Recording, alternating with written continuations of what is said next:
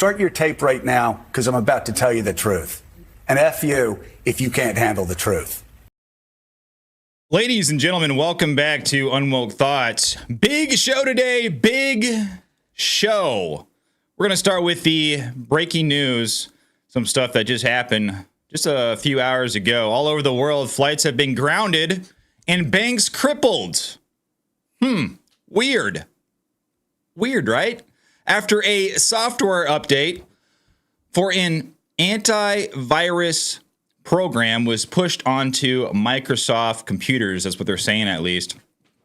The videos are coming out from the airports are pretty eerie. And to me, the timing just seems a little bit odd. What do you think? Just a little bit odd. The day after the RNC convention where Trump officially accepts the nomination and less than a week after his assassination attempt. But if you are wondering, I will let you know the name of this antivirus software they are blaming everything on so you can avoid it. So we're going to talk about that. Credible sources are reporting that a deal has officially been made and that Joe Biden will step down as the nominee for the Democrat Party within the next few days. And this is honestly probably for the best, because Biden was just caught on video trying to kiss a woman who wasn't his wife. Yes, it's true. The ultimate gaffe, if you will. And we'll get to see Jill's reaction to that as well. Donald Trump, let's go to the RNC. The last day of the RNC was yesterday, day 4. It was epic.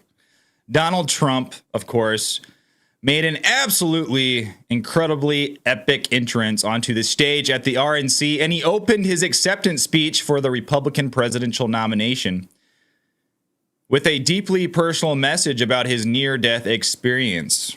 A message he says he will not repeat again after sharing it this one time, because talking about it is too painful. He described standing on stage in Butler, Pennsylvania, turning to look at a chart when he felt something hit his ear. Raising his hand, he saw it was covered in blood, and he credits God for saving his life. Trump's address at the RNC last night in Milwaukee was the longest convention speech in history. His wife, Melania, was in attendance, who is a woman who is typically out of the limelight. She typically chooses to stay out of the limelight, and she was there. Of course, we all saw her. James O'Keefe, who is or was in attendance at the RNC, gets into a staring contest with Jake Tapper and Dana Bash. Yeah. Who these two both sat for the entire Trump speech with their backs to Trump. Yes, they can't even look at him like little children throwing a tantrum. Backs to Trump, grumpy-faced. I don't even want to look at him. So that was Jake Tapper and Dana Bash. Elon Musk unveils a new X emoji of Trump with his fist in the air below the American flag after his assassination attempt. It's a little emoji. If you type in a certain hashtag, the emoji appears. It's pretty cool. So I will show you what that looks like. It's pretty sweet. Speaking of Musk, he has refuted the claim that he is donating $45 million a month to a pro-Trump super PAC. And he says he's actually doing something else. But it kind of seems like, from what I am reading from his tweet, it still kind of sounds like he's donating to Trump. That's what it sounds like to me. Let me know what you guys think when we go over that. AOC, yes, our favorite congresswoman from New York, Alexandria Ocasio-Cortez, gives rambling, incoherent explanation on Instagram, like an Instagram Live, about why she believes Biden should stay on the ticket. And honestly, guys, I really have no idea what she is saying in this video. It's kind of rambling nonsense. So I need you guys to let me know if you can figure it out, because I have no clue. And finally, yes, lots of stuff to talk about. George Conway has officially lost it. Rest in peace. R.I.P. to George Conway. And he was spotted in Milwaukee during the RNC looking like a disheveled potato attempting to promote his anti-Trump pack. And it's just sad at this point. But ladies and gentlemen, before we get into it, if you could do me a huge favor and like the stream, that helps me out a lot. But first thing we're going to talk about, guys, all systems down all over the world, airports everywhere, banks everywhere. This is a scene from inside an airport where you see, if you look, these computer systems are down, crowds, lines are absolutely insane in these airports. Crowds everywhere. This is the scene in most airports. I believe they might have fixed it at this point. This was just a few hours ago. But of course, they have a backlog of passengers. Another scene is this LA airport right here. Los Angeles airport, the scene inside the airport, you can see, I don't know if you guys are PC users, but that is what we call the blue screen of death, just about. So that is the scene within the LA airport.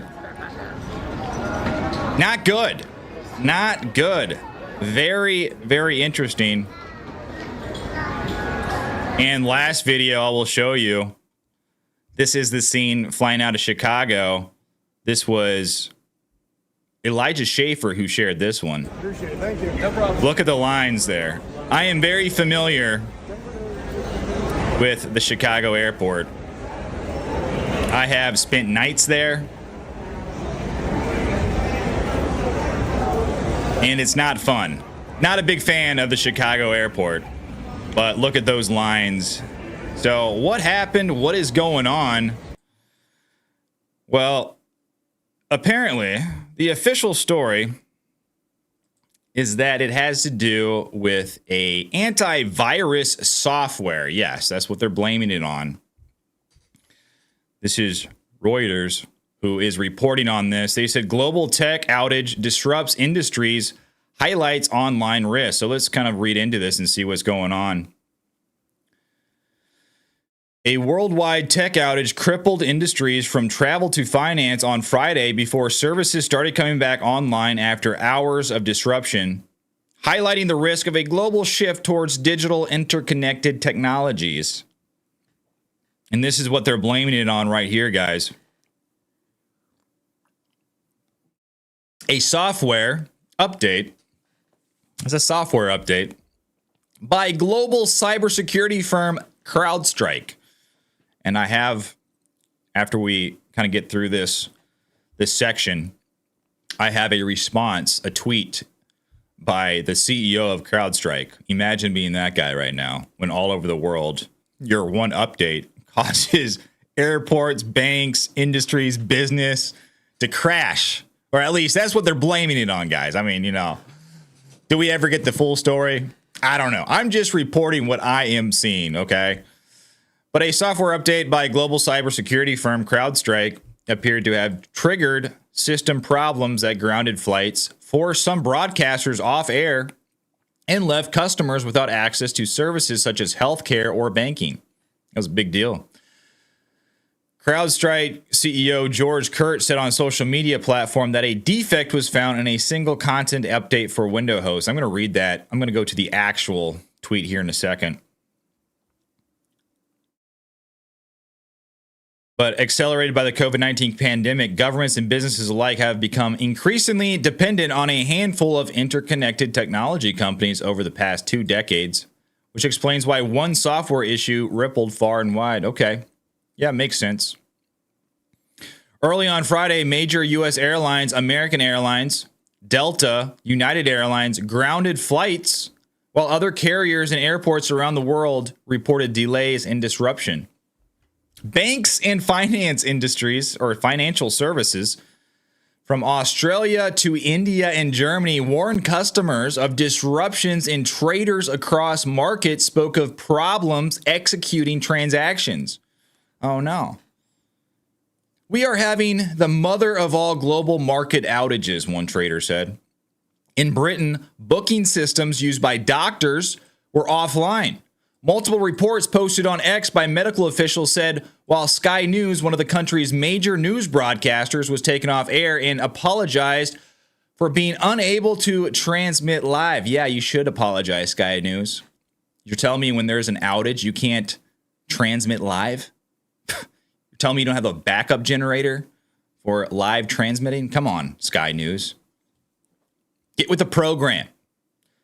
Soccer club Manchester United said on X that it had to postpone a scheduled release of tickets. Airports from Los Angeles to Singapore, Hong Kong, Amsterdam, and Berlin said some airports were having to check in passengers manually. Oh no, causing delays. Government agencies were also affected, with the Dutch and United Arab Emirates foreign ministries reporting some disruptions. As the day progressed, more and more companies reported a return to normal service, including Spanish airport operator ANA and U.S. carriers American Airlines, Frontier, and Spirit, Dubai International Airport, and Australia's Commonwealth Bank. So it looks like all operations are maybe back to normal, sort of back to normal. What do you guys think about this? You think it's kind of odd timing? I'm kind of interested to read more about this. This just happened, like I said, just a few hours ago. I added it to the show last minute. But the CEO of CrowdStrike, George Kurtz, go to his Twitter, president and CEO of CrowdStrike. So he tweeted about this. Imagine being him right now. Wow. Oops. We left a semicolon in the code and it broke the code. It broke the update. No, I don't know what it was, but he says, this is what he tweeted. This is his statement. CrowdStrike is effectively or actively working with customers impacted by a defect found in a single content update for Windows hosts. Mac and Linux hosts are not impacted. So if you got a Mac, if you got Linux, you're chill. I have both, actually. I have Mac and PC, but I don't think I have. Do I have CrowdStrike on my computer? I have no clue. I'm just not going to update my PC until I realize that this is fixed. I haven't updated my PC yet, so I don't know if there's an update or not. I'll have to check. But this is not a security incident or cyber attack, he says. The issue has been identified, isolated, and a fix has been deployed. We refer customers to the support portal for the latest updates and will continue to provide complete and continuous updates on our website. We further recommend organizations ensure they're communicating with CrowdStrike representatives through official channels. Our team is fully mobilized to ensure the security and stability of CrowdStrike customers. So, looks like a fix has been created.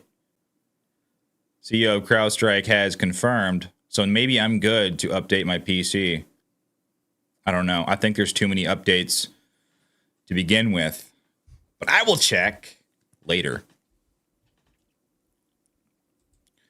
An interesting tweet by Kyle Becker about this incident. I thought this was interesting. He says, the biggest IT outage ever. The timing is remarkable, and I tend to agree with him. It is less than 1 week since the Trump assassination attempt, the same night as Donald Trump's speech at the RNC. What kind of message does that send Americans about the upcoming election? Not a good one. And here's some facts about this outage from The Spectator. Biggest IT outage ever, according to experts. Major banks, media, airports, airlines affected by this IT outage. Rail services disrupted in parts of UK and the US. Payment systems impacted in different parts of the world, including Australia and UK. Australia's government calls for emergency meetings. Significant disruption to some Microsoft services. 911 services disrupted in several U.S. states, including Alaska, Arizona, Indiana, Minnesota, New Hampshire, and Ohio. Services at London Stock Exchange disrupted. Sky News went off air. Other media facing disruptions. CrowdStrike CEO says not due to cyber attack, and that the, quote, issue has been identified, isolated, and a fix has been deployed. So, I don't know.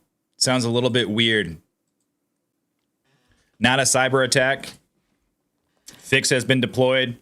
It's all good. We just left a semicolon in the code that we weren't supposed to.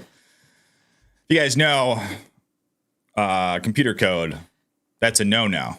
You leave an extra semicolon in there, it'll break the entire code. Got to be very specific, but doubtful that's what that was.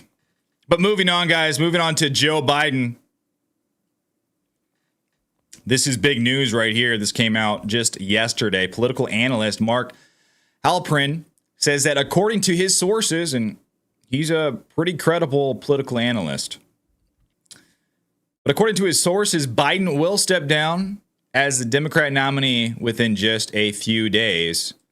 This is big news. Listen. Carl, according to multiple Democratic sources, this is happening all of a sudden. Everyone said it would happen gradually and then all at once, and that's what's happening.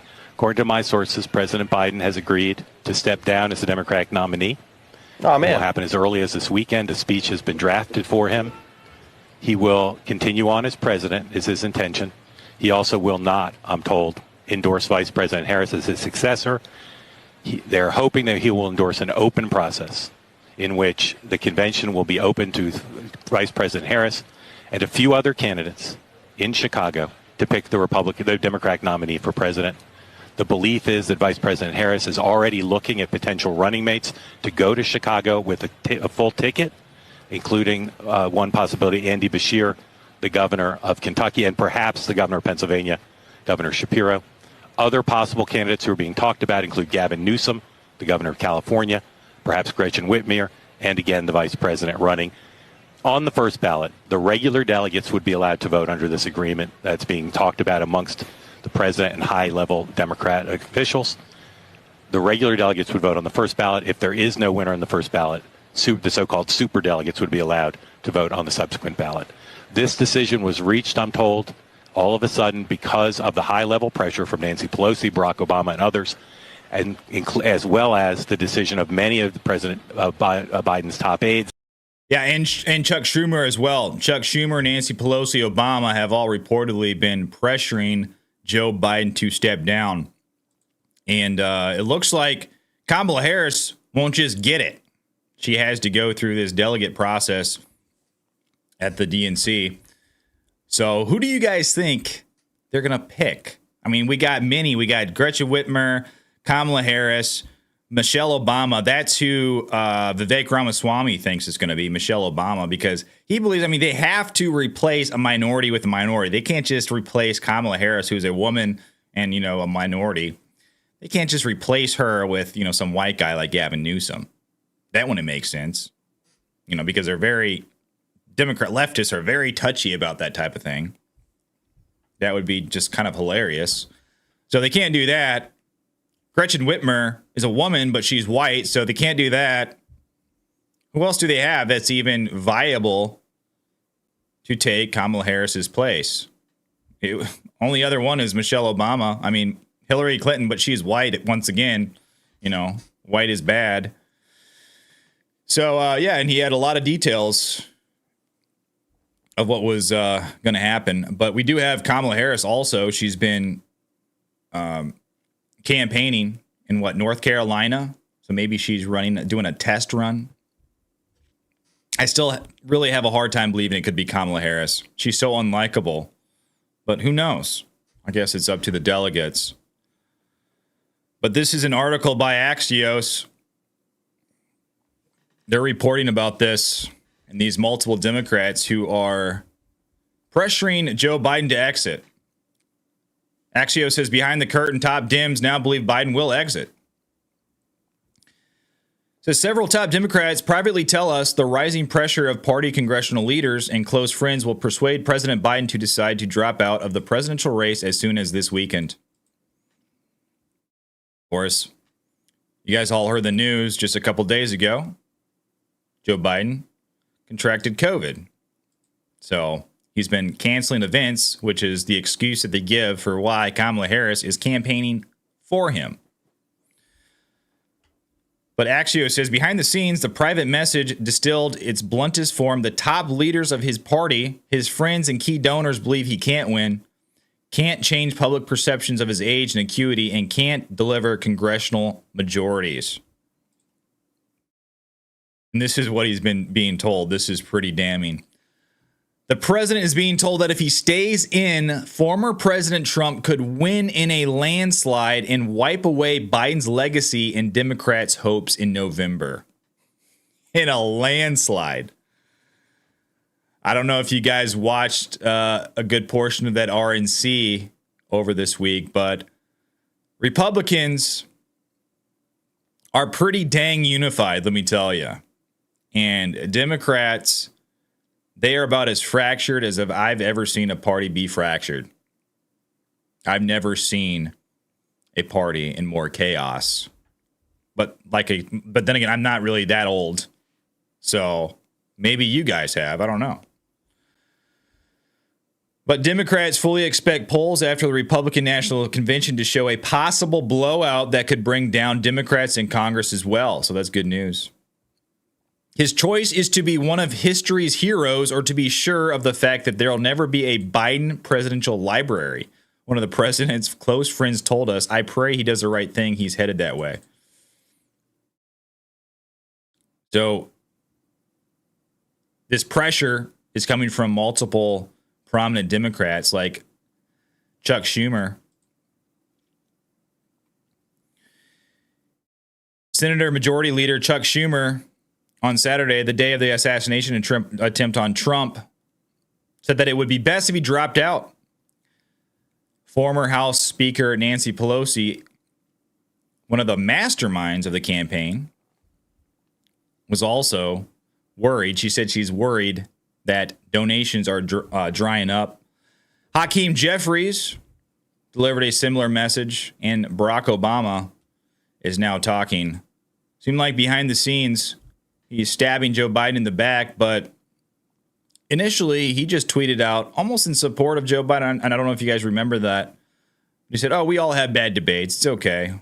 But it looks like now he's completely against Joe Biden. But Fox News is also reporting about Obama, saying that Joe Biden needs to seriously reconsider the viability of his candidacy. Listen. He's a serious reporter. He has good sourcing. I want to read from him directly.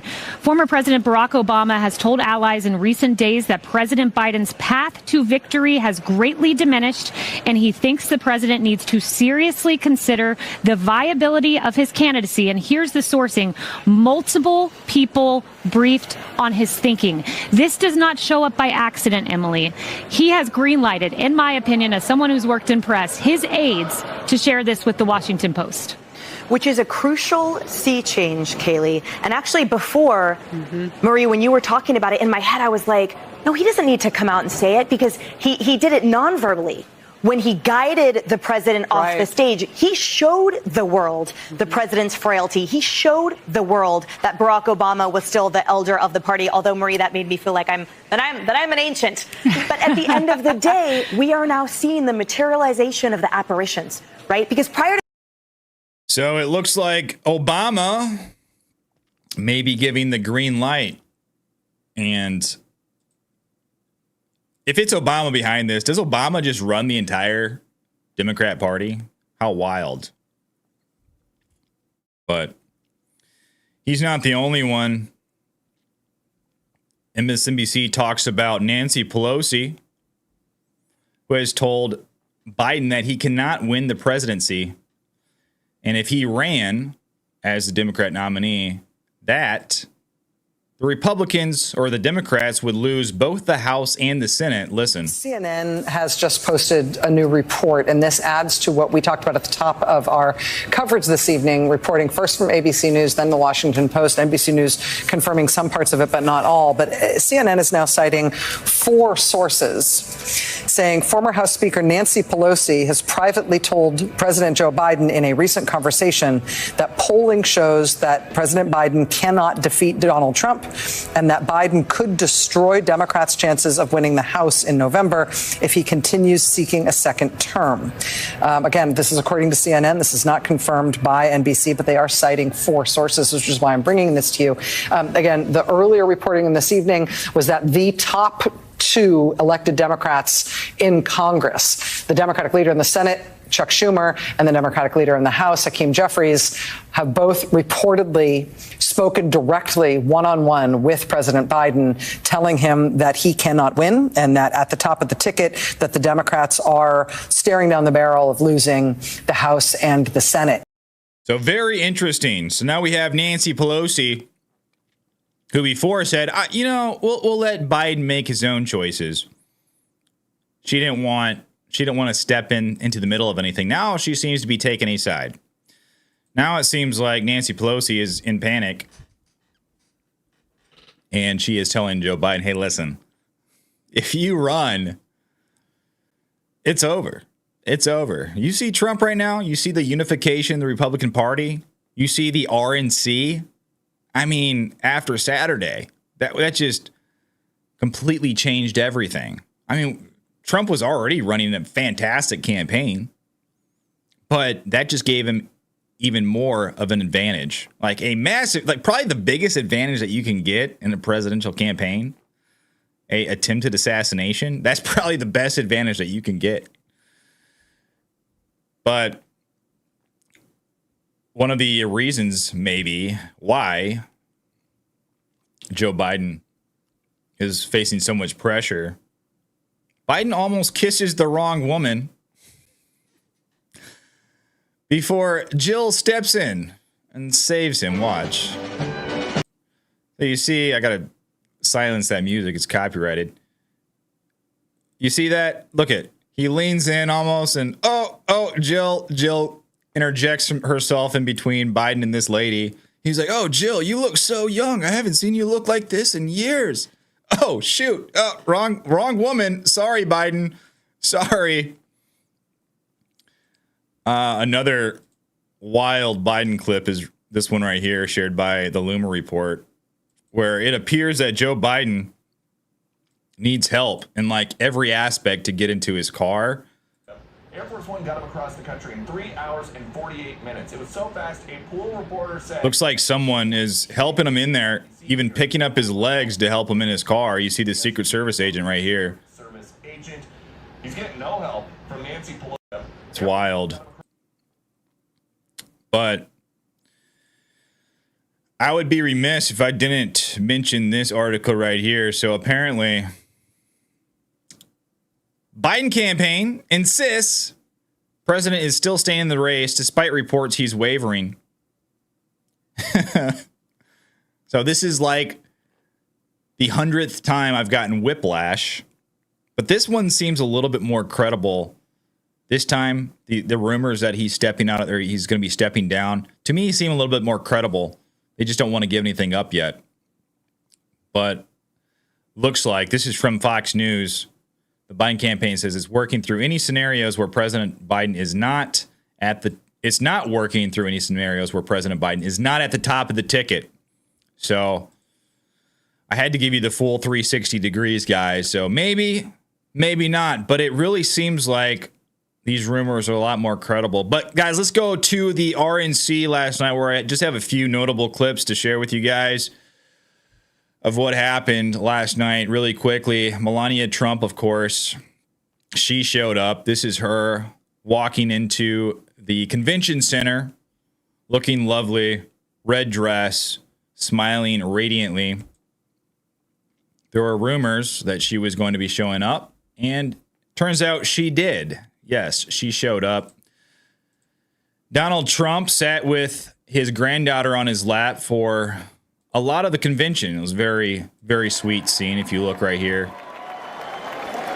She's got that golden Trump mane. My father sat our family down. He spoke of a nation in decline, of dreams slipping away. Of course, the media will never show that side of Trump. No way. But later on that night, late last night, the last person to take the stage was Donald Trump, and it was an absolutely epic entrance. Check this out.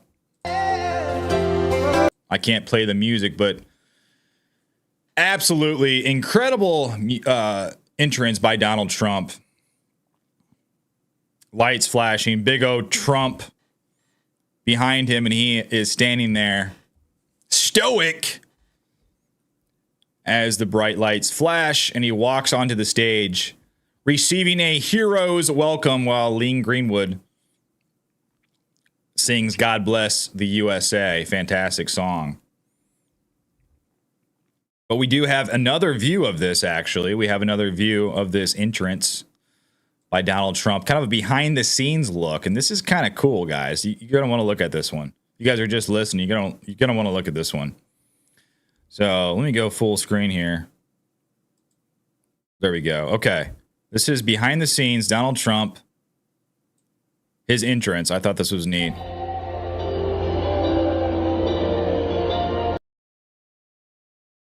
So that's the look behind the scenes, Donald Trump, as the it slides, whatever the wall in front of him slides up. He walks on the stage. Lights are flashing. Very neat. Very presidential.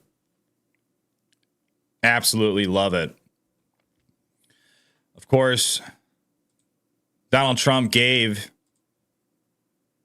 the longest speech of any presidential nominee at a convention.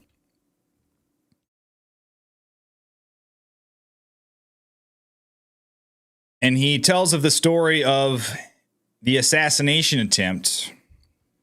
And he says he will never tell the story a second time because it is too painful to tell. Let me begin this evening by expressing my gratitude to the American people for your outpouring of love and support following the assassination attempt at my rally on Saturday.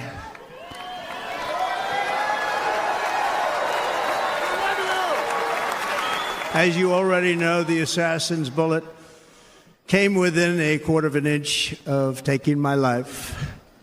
So many people have asked me, what happened? Tell us what happened, please. And therefore, I will tell you exactly what happened, and you'll never hear it from me a second time because it's actually too painful to tell. So, looks like that is the only time that we will ever be able to hear that story come out of his mouth again. And it was a wild one. Here's him talking about the moment he got hit. Listen. Turned to my right and was ready to begin a little bit further turn, which I'm very lucky I didn't do, when I heard a loud whizzing sound and felt something hit me really, really hard on my right ear. I said to myself, wow, what was that? It can only be a bullet. And moved my right hand to my ear, brought it down. My hand was covered with blood, just absolutely blood all over the place. I immediately knew it was very serious, that we were under attack, and in one movement proceeded to drop to the ground.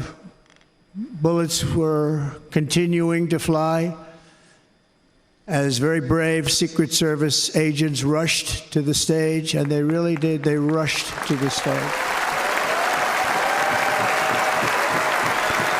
So he gives a little nod to the Secret Service agents.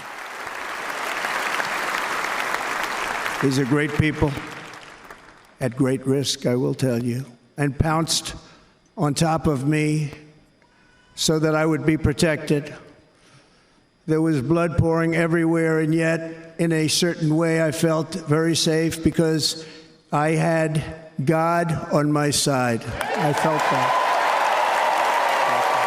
So, for sure, Donald Trump seemed like kind of a different man, kind of a changed man. I mean, you go through something like that.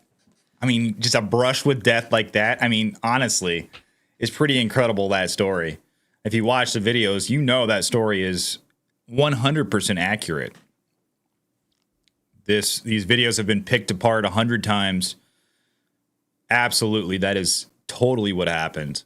He turned to his right just in the nick of time, and that bullet hit the tip of his ear, hit his ear instead of his head. So incredible. Also, during his speech, this was a very touching moment. He paid tribute to the individual, the rally goer that was behind him, that got killed by the attempted assassination. And on the stage was Corey Comparator's firefighter uniform that was brought over. And Donald Trump walked over to his uniform and kissed the hat.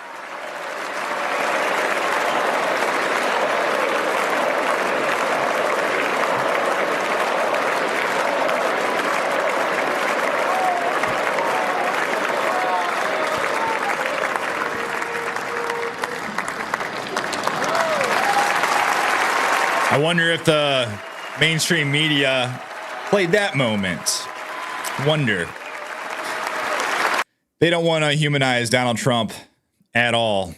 Even though if you watched last night, some of the anecdotes about Donald Trump were pretty moving. There's a lot of people who have been affected by this guy in a positive way, like very extremely positive way. And it was pretty incredible to see. This is the absolute size of the RNC, of the crowd attending the RNC right here. Look at the size of that convention center. It's just massive. They dropped a bunch of balloons after Trump's speech, played some music, but look at the size of that. It's a complete and total arena, just cram-packed full to see Donald Trump. And then last one we have of Donald Trump, guys, is this one right here. Donald Trump and Melania Trump board Trump Force One leaving Milwaukee, hand in hand, walking up the stairs into the plane.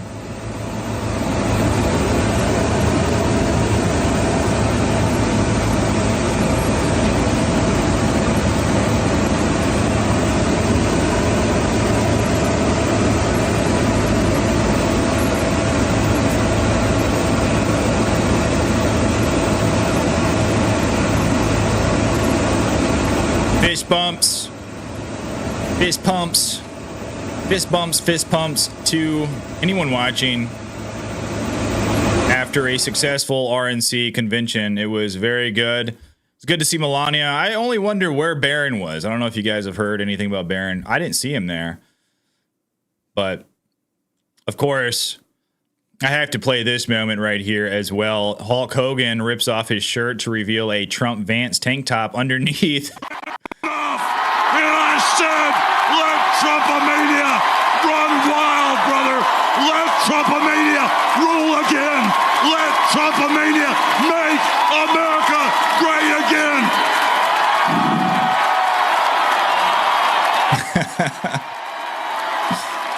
Enough! And I said, So, of course, Donald Trump has a lot of connections with the WWE and all of that. Has been friends with Hulk Hogan for many years, decades.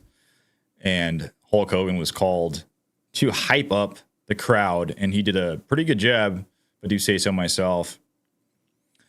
This one was kind of funny.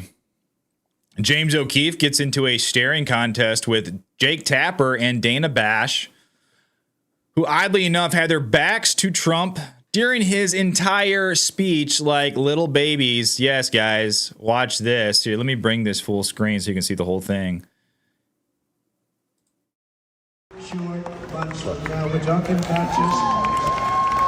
It can't come fast enough. If you see right there, it's kind of blurry, but there's that blonde lady sitting right there, and then right above her is Jake Tapper looking at James O'Keefe. That blonde lady is Dana Bash, and she turns around here in a second, but watch. First, we must get economic relief to our citizens. Starting on day one, we will drive down prices and make America affordable again. We have to make it under this administration, our current administration, groceries are up 57%, gasoline is up 60 and 70%, mortgage rates. They're all sitting with their backs to Donald Trump while he gives a speech. It doesn't matter what they are because you can't get the money. Very weird. Can't buy houses. Young people can't get anything. Sure. So yeah, that was a scene from James O'Keefe. So that's kind of funny. Big news, guys. This is a big one. X unveils new emoji attached to the MAGA hashtag, an emoji of Trump with his fist in the air and the American flag after the failed assassination attempt. Hey, I added this yesterday. Is it taken down now? Because I don't see it. My MAGA hashtag. But this is I took a screenshot of it just in case this did happen. This is what it looked like. If you look, it was Donald Trump with his fist in the air and the American flag above him. But now, yesterday, when I tweeted this, there was the emoji was right there by that MAGA hashtag. So that's interesting. It looks like it's gone. Has it been taken down? I don't know. But that was what I saw yesterday, at least. Elon Musk claps back on the rumor that he was donating $45 million a month to Trump's super PAC. He says it's not true. So this was tweeted out by a pretty big X account. They say, Elon Musk ruined Twitter by allowing disinformation, Joe Biden. And this is the tweet the picture that they tweeted out of the Biden-Harris campaign. I guess they emailed this to all their supporters soliciting donations. And it says, hey, folks, Elon Musk just pledged to donate $45 million per month to Donald Trump. The richest person in the world is now on Team MAGA. Musk already ruined Twitter by allowing hate speech and disinformation to flood the platform. Now Musk is using his vast fortune to try and control our democracy. So apparently this is not true. Musk replied, if you see right here, he said, this note is false. I have not pledged anything to anyone. I did, however, create a PAC that is focused on supporting candidates who favor a meritocracy and personal freedom, but funding to date has been far below that level. So it seems like he created his own PAC to support candidates who favor meritocracy. And to me, that sounds like Donald Trump. Donald Trump definitely favors meritocracy. But he does say the funding is far below the $45 million a month. So I thought that was a lot of money. 45 mil a month? That's crazy. That's insane. But hey, I don't know. It wouldn't surprise me with Elon Musk because, I mean, he bought Twitter for what, how many billions of dollars? 40-something billion dollars. And he's really trying to change things, of course, in the United States. He's taken a lot of steps. He's been under fire a lot. He's like almost been under as much fire as Donald Trump. Not quite as much, but he's kind of been in the line of fire with Donald Trump. And he doesn't like it. He wants to change things. And purchasing Twitter was one of the biggest things that could have happened to free speech in a long time. So he almost seems like he saved free speech online. Because Twitter is one of the only platforms that allows you really to say what you feel and what you want to say. There are some limits, but not a whole lot, let me tell you. In a rambling, hard-to-understand video, AOC tries to make the case for Biden to stay on the ticket. Now, guys, please tell me what she's trying to say here, because I have absolutely no clue. Is our Democratic nominee. We need to fight the courts. We have passed an insane amount of productive legislation. So also a bunch of things that have happened that I don't agree with and that I find morally horrific.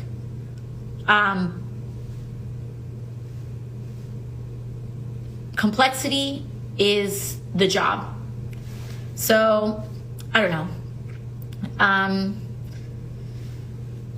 You may have like whatever opinions you have, but you know, once again, also, if you think, once again, I'll repeat myself, if you think that a lot of the folks who are in charge of swaying this position are defaulting to the vice president, you would be mistaken.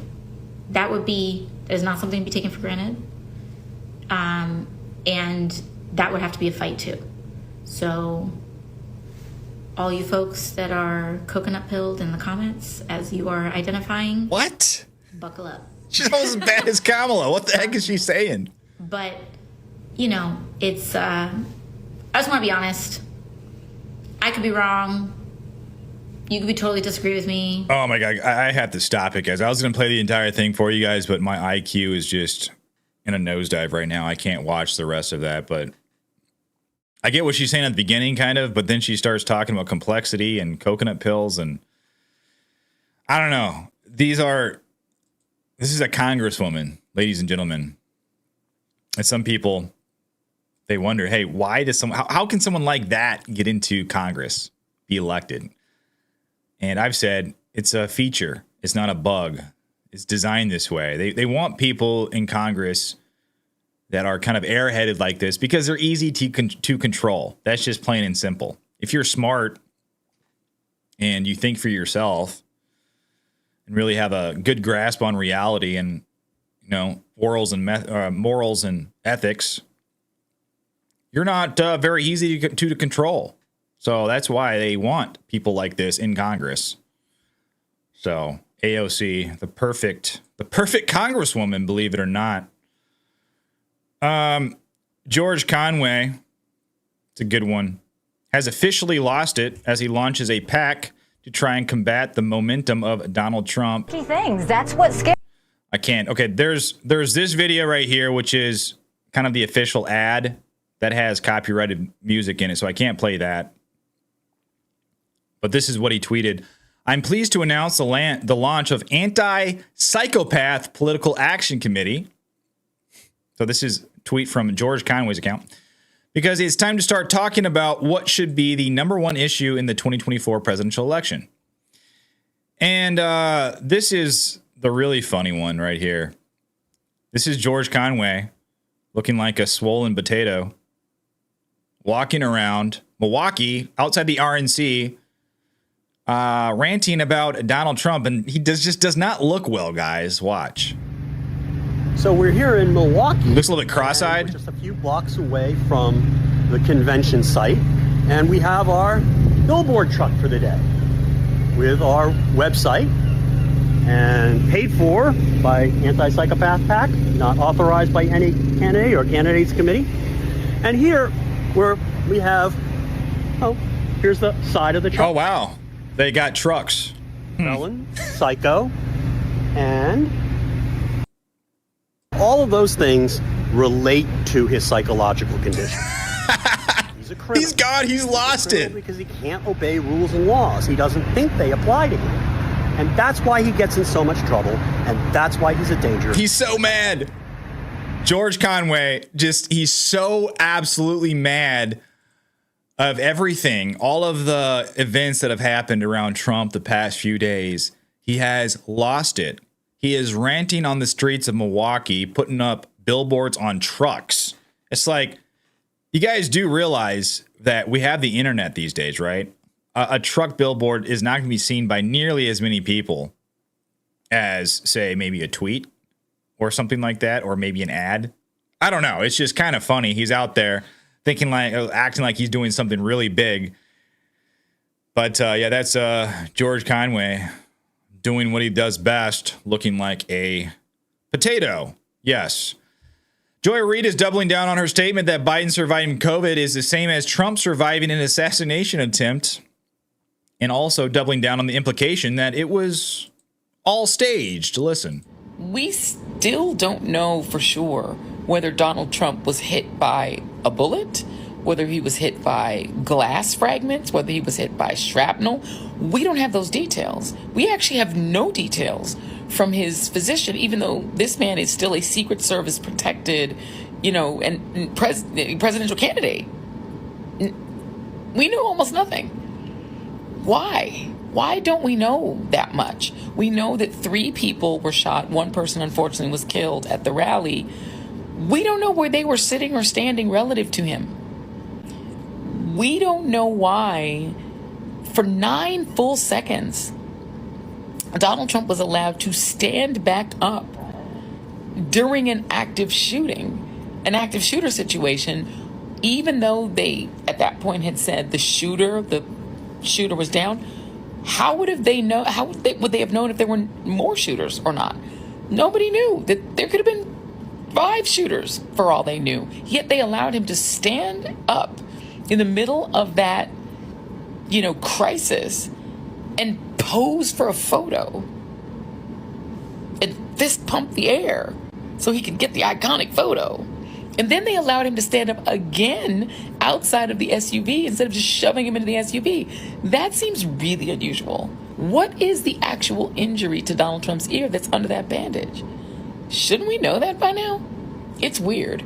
And there doesn't seem to be a whole lot of curiosity about it, in the sort of media world. Welcome to the Conspiracy Theory Club, Joy Reid. Wow, welcome. Come right in. Throw on your hat, your tinfoil hat. Welcome. I don't mind her asking these questions. I just think it's funny because, especially MSNBC hosts and CNN hosts, if you try to ask questions or say that it's odd that there was someone on this building that was left completely unsecured, the Secret Service points the finger at the local police, and the local police is saying, actually, no, we were just on traffic duty. What are you talking about? You have all these theories flying around everywhere. And the fact that the Secret Service team or the Secret Service was really lax, the security was really lax at that event.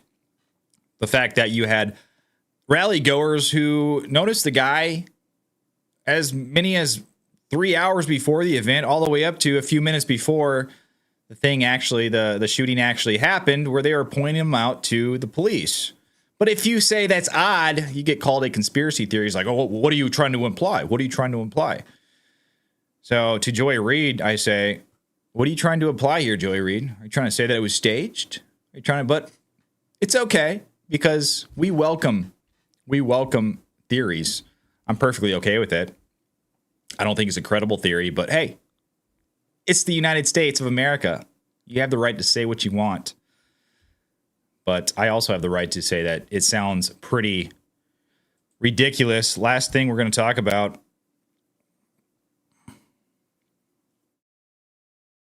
is most of Trump's security detail. This was just tweeted out by Josh Hawley. Most of Trump's security detail working the event last Saturday were not even Secret Service. His DHS assigned unprepared and inexperienced personnel. This is from whistleblowers coming from Josh Hawley. So we're going to look at this right here.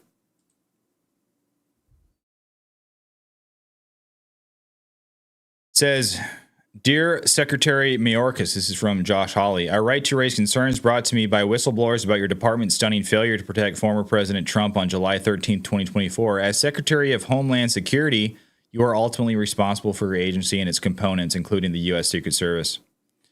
Whistleblowers who have direct knowledge of the event have approached my office, according to allegations. The July 13th rally was considered to be a loose security event. For example, detection canines were not used to monitor entry and detect threats in the usual manner. Individuals without proper designations were able to gain access to backstage areas. Department personnel did not appropriately police the security buffer around the podium and were also not stationed at regular intervals around the event security perimeter. In addition, whistleblower allegations suggest the majority of DHS officials were not, in fact, United States Secret Service, but instead drawn from the department's Homeland Security investigations This is especially concerning given that HSI agents were unfamiliar with standard protocol typically used at these types of events, according to the allegations. Then he talks about some of the information that he is requesting about this information that just came forward. So, very interesting. A lot of these security detail were not even Secret Service agents. Wow. Here's a theory that's come out, guys. I don't really think this is very credible, but I think it's interesting. Newly released video shows a dark spot on the water tower located near Trump's rally. If you look right here, this is a video that's being shared around. You see, it's a very, very blurry video because, I mean, they zoomed this in after the fact. They probably were, this was pointed at Trump and they just zoomed it into the water tower. So you see this dark spot right here. People are pointing at this, trying to say, hey, this has something to do. This could be a second individual up here on this water tower. But it appears to be simply a star because there is a star on the water tower. And plus, there is a kind of a footpath around this water tower on top, but it's not that high up. So I don't believe this. I believe that there should have been someone stationed up on the water tower. If you're a Secret Service and you want a good vantage point from, of the entire rally, the water tower was right there. Been a good vantage point to make sure you can observe everything going on. So if there wasn't someone on that water tower, I believe that there should have been. But that spot that they're trying to say is a person, I believe, is a star. There is a star on that water tower on that exact spot. So I don't believe that is, I don't see it. I don't see it. Some people are saying it, but I don't see it. A classmate of Thomas Matthew Crooks has come out and said that he did not, in fact, like Donald Trump. There's been reports that he was this big Republican Trumper, but this classmate came out and said the opposite. This is what he had to say. Thomas was a quiet kid unless there was something that he was passionate about, politics being one of them. He just did not like politicians, especially with the choices that we've had. He did not like our politicians. It was especially during 2016. It was Bernie Sanders, Hillary Clinton, all of them. He showed that he disliked all of them. Did not like any of them. So I brought up the fact that I'm Hispanic and, I'm for Trump. And he said, well, you're Hispanic, so shouldn't you hate Trump? And I was like, no, he's great. I mean, he's a great president. And he called me stupid or insinuated that as if he's like, well, that's kind of stupid. If he was a know-it-all. So once again, if he was passionate about something, he would just talk and acted like he knew everything, especially politics related. And he would say it in a tone that was like, I'm better than you, in a type of way. And meanwhile, it's like, dude, we're in the same classes. You know what I mean? We're talking about the same stuff here. And whenever it comes to politics, I mean, at the end of the day, I can agree, you can disagree, I can disagree. We're not even about to vote it out.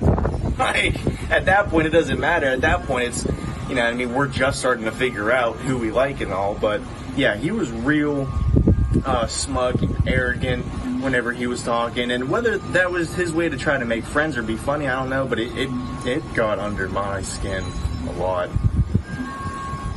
So that was the classmate of Thomas Matthew Crooks. Apparently, Thomas Crooks, this is the guy that the FBI supposedly identified as the would-be assassin. But apparently he was not a big Trump fan, which I don't think we need confirmation that he wasn't a Trump fan. If you're going out there and attempting to assassinate Donald Trump, gonna guess you're probably not a Trump fan. But people are like, whoa, he had Trump signs in his yard. It's just like, what does that even say? That doesn't say. I mean, one of his parents might have been a Trump fan. I don't know, but it's kind of funny. More whistleblowers are coming out, guys. Just going to read through a little bit of this. This comes from the House Judiciary Committee Chairman Jim Jordan. He says that whistleblowers have said the United States Secret Service did not have proper resources for President Trump's campaign event in Butler, Pennsylvania because of staffing shortages due to the NATO summit and the First Lady Jill Biden's event in Pittsburgh, Pennsylvania. So, I don't know. Sounds like an excuse to me.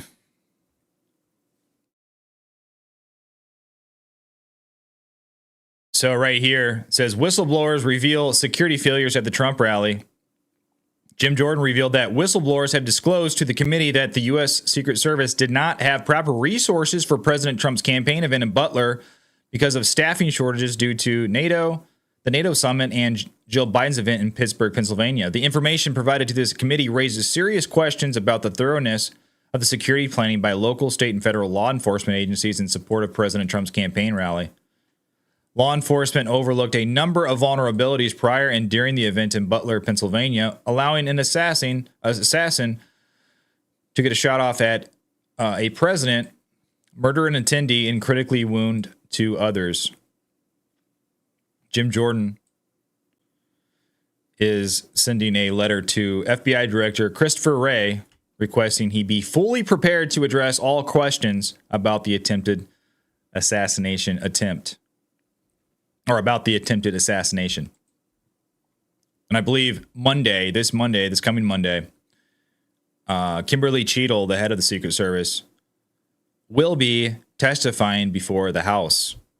So stay tuned for that. If you're not subscribed, make sure to subscribe because I'm going to be streaming that because that should be a very interesting testimony. But speaking of Kimberly Cheadle, it looks like Donald Trump met with Kimberly Cheadle at the RNC. Listen. Fox News Alert, as we are getting more breaking details on what exactly happened last night at the RNC with the Director Cheadle of the Secret Service there at the Republican convention in Milwaukee. We have just learned through one of our reporters via a source familiar that the former President Donald Trump did indeed meet with the Secret Service Director, Kim Cheadle, in Milwaukee last night.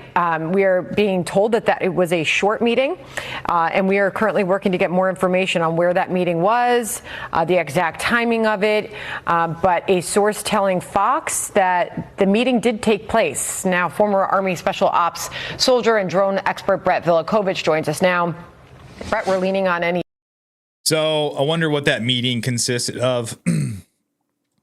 I wonder what Trump said to her. I wonder what she said to him. That'd be very interesting to be a fly on the wall in that meeting. Hey, yeah, I was just holding a rally and I got the tip of my ear shot off. What's going on, Kim? Who are these people that you're providing in my security detail? What the heck? Why was this building left completely unsecured while rally goers were yelling, pointing to the guy up on the roof, and nobody was doing anything? Nobody alerted me, hustled me off the stage. What gives, Kim? What's going on? But last one, guys, that we're going to talk about here or look at. This is pretty wild. Time Magazine changes the cover photo on their magazine in last second decision. So, of course, this is the iconic photo on Saturday that was taken. Probably everyone in the entire world just about has seen this photo. Iconic photo, one for the history books. Definitely. Trump with his fist in the air, blood trickling or streaming across his face in defiance of the assassination attempt. Very brave. Iconic photo. I mean, you can't think of a more iconic photo in the last recent history. This was what they were going to be putting on the cover at first. This was going to be the cover, and rightly so. It should be the cover. That is a fantastic, amazing photo. But now they're changing it to this. Black and white photo of the aftermath of the rally in Butler, Pennsylvania, with a colorized American flag up on top. And the only reasoning for this could be political. Because while this is a nice image too, the other photo is the photo of the century. It really is. It's a photo of the century. It's like a once in 100-year photo that could be taken. But they decided not to put it on the cover. Why? Well, because it's Donald Trump, of course. But ladies and gentlemen, that is a show. Thank you for watching this morning. How are you guys doing there in the chat? What do we got in the chat here?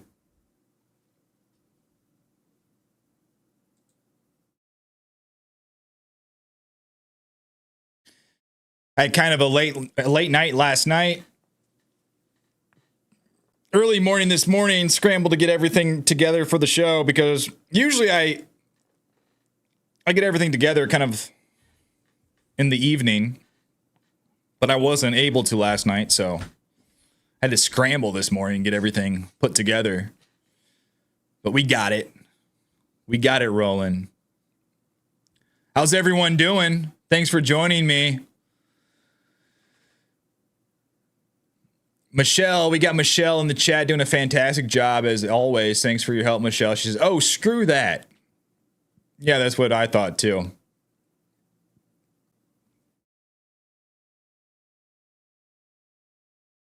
NYMAKS CEO, whatever that means, says, the share question poll is so annoying. Well, just answer the poll and it'll pop out. It'll pop out of the chat. That's all you have to do. Just answer the question. Not that hard. Jim Barron, my man, another one of my great mods, says boycott Time Magazine. Yeah, it's just sad, you know. This just speaks to the division in our country. Everyone knows if this were a Democrat or Biden that this happened to, we would be seeing Time Magazine actually publish the photo. So I think it kind of speaks to the division even more because Time Magazine is supposed to be putting stuff on the cover that are significant events, hence why they call it Time Magazine, significant events. Now, this is a significant event right here, and it shows a photo of the aftermath of the event, but this is not the photo that defines that event right there. That's the problem. They're changing it in real time. They're twisting reality in real time. What the photo that defined that event was this one right here. And everybody knows it. But because they are partisan hacks, they can't publish it. Last second decision.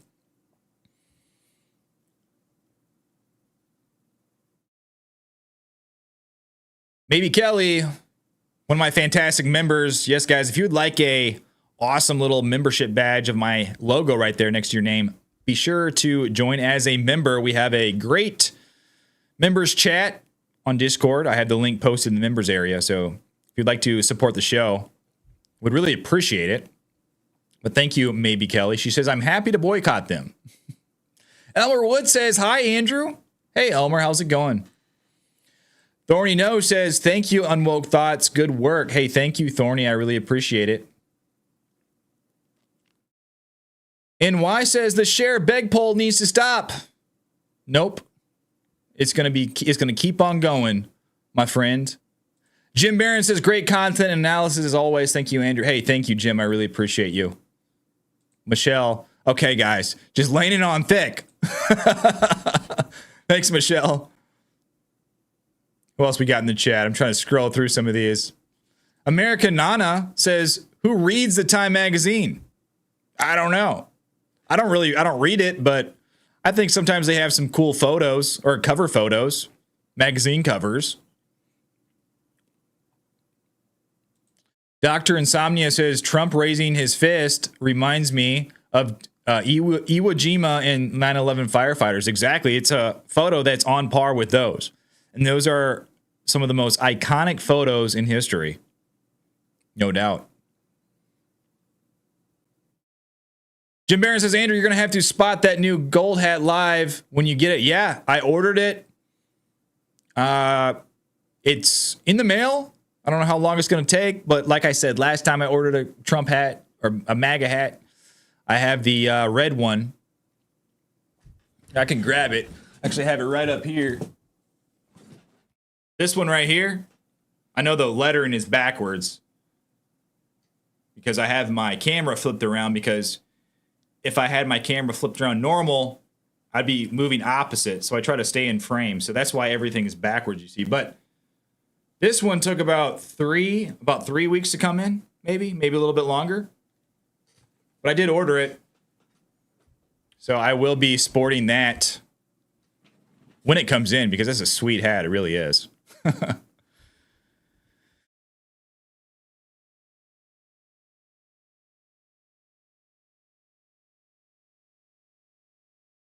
Maybe Kelly says my Discord link says expired. Really? Okay, I will repost it. I thought I made it to where it was it never expired, but I will repost it, Kelly. I'm sorry.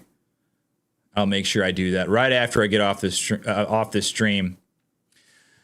But ladies and gentlemen, thank you for watching this morning. I hope everyone enjoyed. Hope everyone learned something. If you could please, before we get off the stream, you hit that like button. That really helps me out a lot. Share the stream, and if you'd like to support the show, consider becoming a member. I'd really appreciate it. Ladies and gentlemen, until next time, have a good day. God bless.